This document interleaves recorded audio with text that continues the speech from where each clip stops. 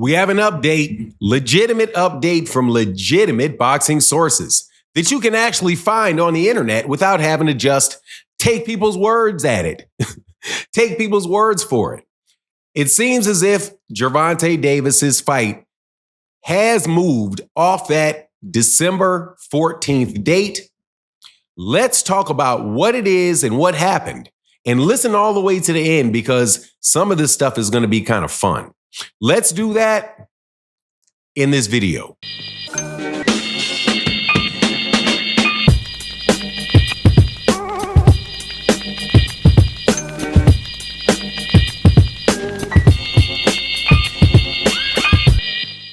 First things first, shout out to KO Boxing 86 TV with a amazing performance in one of the best YouTube debates that I've heard in a long time, where he absolutely proved, to the detriment of Blue Blood Sports TV and Claymore Rain, that there were legitimate venue problems that caused the postponement of Gervonta Davis versus Lamont Roach.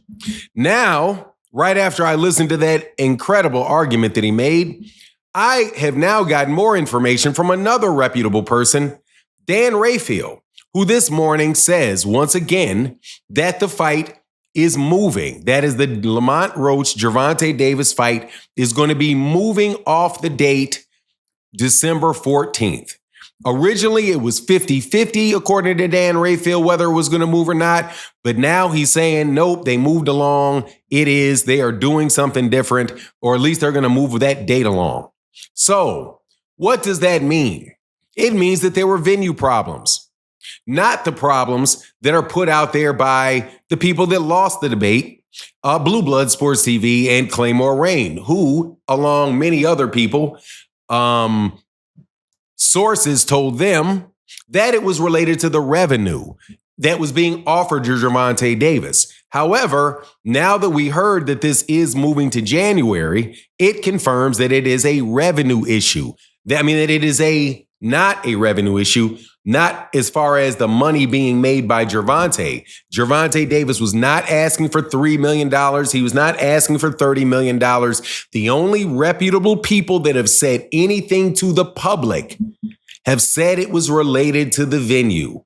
Also, Gervonta Davis said this deal is done. He said it 2 days ago. Then he followed up with a little bit of a tear, like, So when the little tear came out, it didn't change that he said that the fight was still on. He was going to Houston. It could be that, we were really still trying to get the December 14th date, but we couldn't work it out. We couldn't get everybody to agree with it for one reason or another. Now, during this demolition and I'm telling you, you should go watch Blue Blood Sports TV's last live stream, the one done yesterday, where KO came on about 20 minutes towards the end of that. If you guys are not subscribed to Blue Blood Sports TV, go watch it. It was a masterful job of explaining exactly why a venue issue can arise. A venue issue can arise because of lack of communication between the people, between the fighters who call, or the person that called there, and the fighter themselves. Because the fighter may say, "Hey, man, this fight's going to be on December 14th. Good, we got everything agreed to. So I'm going to tell everybody. Oh, now we can tell everybody it's a go. Yeah, we can tell everybody it's a go. Okay, oops, something happened. No, there's a little problem with the date. We got to move it up a couple weeks. That's why that's why the PBC, not me, they like to be slow with their announcements for fights. Not to tell people what they're going to do until it's announced, until they have it set. But, the problem for guys like Gervonta is that you have people out here that are going to continue to come up with sources. Let me put it this way. Sources that will call YouTube channels and give them information that is dead wrong. Okay, so I don't know whether or not the YouTube channel got it from a source or not, like Blue Blood got it from his source or not. But if Blue Blood got it from his source was dead wrong. Because clearly it's not a monetary issue, because Gervonta Davis is saying that the fight is already done, which means Gervonta Davis had to have agreed to his money for the fight to have been done. That's just simple logic by process of elimination.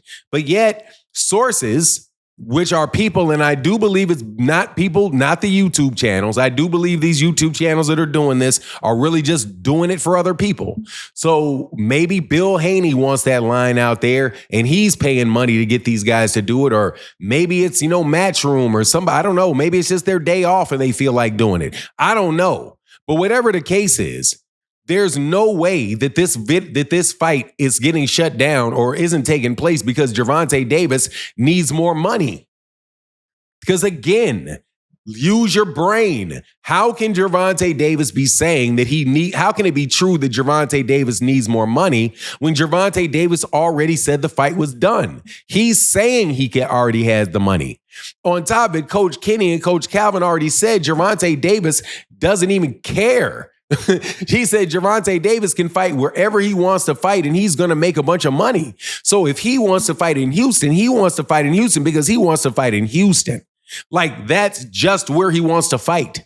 So now he's having a harder time getting to the exact city that he wants to fight. He's not going to have a hard time finding a venue for the fight. He's not going to have a hard time finding money for the fight. But no need to use common sense. No need to use logic. Let's just ask a bunch of questions. And that's what people continually do. If you debate anybody on these topics, you're going to hear somebody, let me ask you this question. This is what they're going to do. They're going to say, let me ask you this question. And then they're going to ask you a question that has nothing to do with the topic. Let me ask you this question. There's another question that has nothing to do with the topic. And then if you are suckered enough to answer one question, see, I told you. Trust me, I am going to be breaking down that entire debate on my live stream. I promise you I am, because it is absolutely positively time that we are all able to know the truth and be able to tell the truth from fiction on YouTube. This is going to be like a mental self-defense class. Like, how can you segment when somebody's not telling you the truth and trying to prevent the truth from coming out versus somebody that's having a discussion and really trying to get to the facts? It is just so fun to see. But at the end of the day, you know what we know for sure? Provided nobody gets sick, no accidents happen, no injuries happen, things like that, right?